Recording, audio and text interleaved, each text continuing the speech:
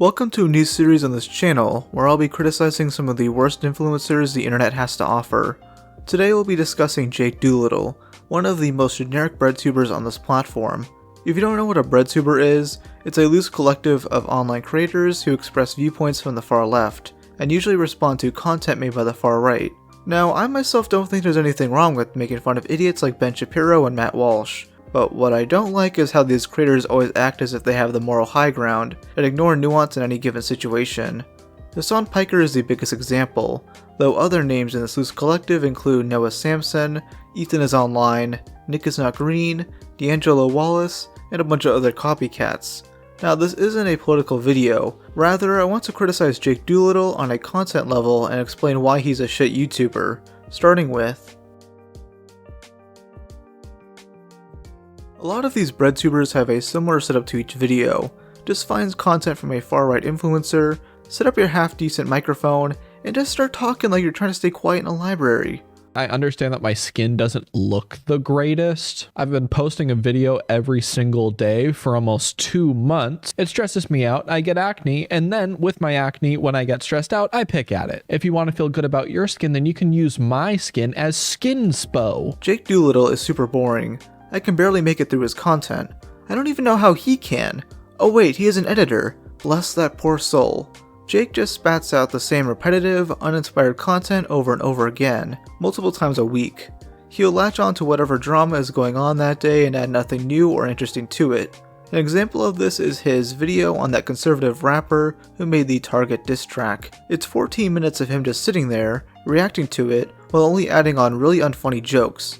Now what's this about? Paw Patrol? Are we really attacking Paw Patrol? Listen, I get that you have guns on your sweatshirt, but what's this face for? This like soy face YouTuber face? What's it for? Love Paw Patrol. It's one of those topics that could have easily been discussed in like 3 minutes before moving on to something else. But nope, gotta make it its own video to make more of that sweet revenue.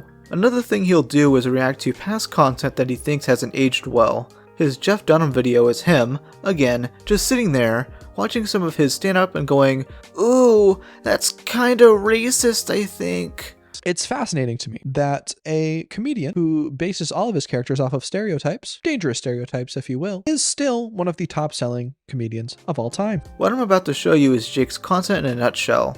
Guys, I found this old show, and I think it's transphobic. Seeing? Good. Seeing Chef as a transgender troll? Priceless. You see that? He referred to him as a transgender troll. That is not okay. This should not be tolerated this day and age. This show should be removed from every single platform. This is crazy. That Duncan guy? Oh, disgusting. In January of this year, Jake uploaded a video discussing a Hot Ones video made to promote the film Puss in Boots: The Last Wish. Now, so they got Antonio Banderas to voice this, I guess. It's just an ad for Puss in Boots. That's all it is. So if it's not that big a deal, why make an entire 12-minute video on it? Anyways, he just makes some unfunny jokes as usual and nitpicks the quality of the video. Puss in Boots is hilarious to me. I've always thought that name was a little funny because to me it sounds like that term for like lady parts, you know what I mean? Like I go, puss, ooh, okay, don't know what to do with this. Bro, what? Mainly he talks about how unnecessary the skit is, despite it actually being decently entertaining. Pretty ironic that this guy is saying what type of sponsorships count as unnecessary, since he himself takes them. Now I don't have a problem with him taking sponsors in of itself, but why does he have a problem with it?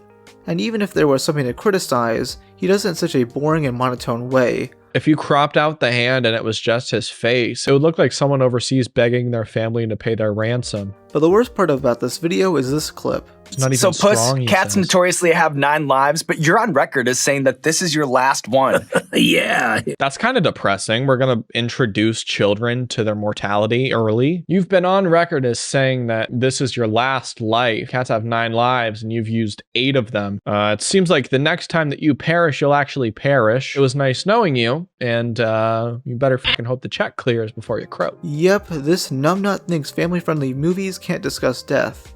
Oh no, this movie is teaching kids about death and neural mortality. They shouldn't learn about mature themes, let's just have them watch Cocomelon videos until they turn 18. What a pussy, man. So this is something that I've seen, like, oh my god, the new Cats and Boots movie is so violent. It's like teaching kids are going to die. Yes, everyone fucking dies. Sorry for teaching them nature. What are we supposed to do? Tell the kids, no, you're never gonna die. No, you're never going to die. It's 1000% never gonna happen to you because you're in the safe bubble. This guy most likely pushes for gay rights, trans rights, to push it upon younger people, but death is not okay. I'm just saying. Yeah, this video received quite a lot of backlash, though I can't show you any of the video's comments since he disabled them. The ultimate bitch move. Now at this point you're probably wondering, Rob, why dedicate a video to him? He doesn't seem that bad, he just makes bland content.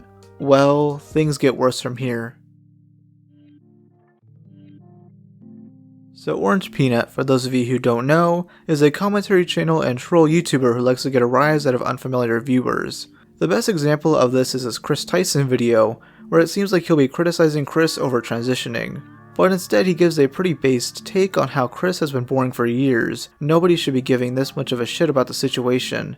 Chris is an adult. Whatever he wants to do, he can do. And at the end of the day, it's his choice. However, nothing he can do will offset the fact that he isn't funny. And that is the most important thing that we should all be talking about. Chris has been in the background of Mr. Beast videos for like 5 years, and I have not once laughed at a word he has said. Peanut, or Tony as I'll be calling him from now on, has made a few videos critiquing fat acceptance TikTokers, mainly the extreme ones who use the movement as an excuse to be lazy and unhealthy. I remember that I was an elite athlete for 18 years in one of the hardest sports in the world. Doing what? And then Speed got a eating? full red. Now, Jake tried taking a crack at correcting Tony, but failed in the process.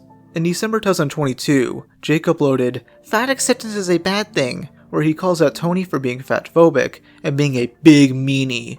There are multiple things wrong with this video, which Tony himself calls out in a response video. First of all, Jake mostly just makes fun of Tony's appearance and slight speech impediment, which isn't very accepting of him. Like, I understand that this guy's accepting of his, I don't know, armpit bruises. So what he's referring to there are my shoulder stretch marks. My shoulders grew so much in my first year and a half of working out that there's just stretch marks on them now. I'm not ashamed of them in any way because they're a clear indicator of my hard work in forming my body to something I'm actually proud of. I'm sure, Jake, you have some stretch marks from all the weight you've gained in the last 2 years, but those I'm sure you're not very proud of. He also makes baseless assumptions about him for more lame jokes, like that he's a frat guy, uses steroids, and has a bad relationship with his mother. Despite that, he attacks Tony for making assumptions about the unhealthiness of someone who weighs 400 pounds. Diets do work. I'm sure she's probably tried one, not stuck to it, and after 1 week gave up and said, this shit's not working. And then this... I can't believe the Orange Peanut just said that. I mean, you don't know that. You can't assume that about her. You can't be like, yeah, by my calculations, you've been on a diet, but it was only for a week and you didn't stick to it. You don't know that about the person, right? So he's saying I shouldn't assume things about people when I don't know their life, but he literally just said 10 seconds ago that I was a stupid frat guy. So there's not a lot of consistency here. You can either assume things about people or say that it's not okay to assume things about people, but you can't do both. Like, it doesn't work like that. But easily the worst thing said by Jake is this comment. It's a possibility that you can't do certain things, like bench an unconsenting girl, right, Orange Peanut? Huh? You want to repeat that one for me, Jake? We went from nice, lighthearted roasts about appearances and background and content to all of a sudden you're accusing me of not caring about consent of girls? What the fuck is wrong with you? No, genuinely. Yep, he claims that Tony doesn't care about consent. Just an out of the blue, horrible accusation about someone he doesn't know. Now after Tony released his video and called him out on saying this, Jake caved in and the two had a call via Instagram. Jake apologized for the statement and then disabled the comments on the video. What I find so blatantly bad about Jake Doolittle is not his political views and style of content, as boring as that may be, but instead his hypocrisy, which when paired with his moral grandstanding, makes him unbearable. He hates it when you make baseless accusations about someone but will do it to you for the sake of a joke. He'll criticize content for being unnecessary while making a 12-minute video about it. And he'll defend the body positivity movement, while at the same time making fun of someone's appearance just because they're somebody he doesn't like. If you're gonna express your views, be consistent about them. He comes off as trying to be edgy, like in the same way Hassan tries to, America deserved 9/11, dude. Fuck it, I'm saying it. but fails because he's also trying to be progressive. It's a mix that doesn't work. People like him solely rely on an echo chamber, a community that will never criticize him or give him quality feedback. They feel satisfaction knowing someone with more influence than them is saying what they believe. Thanks for watching this video. Please leave comments below if you like this video or not. Both are appreciated. Seriously, I don't want to end up like this guy.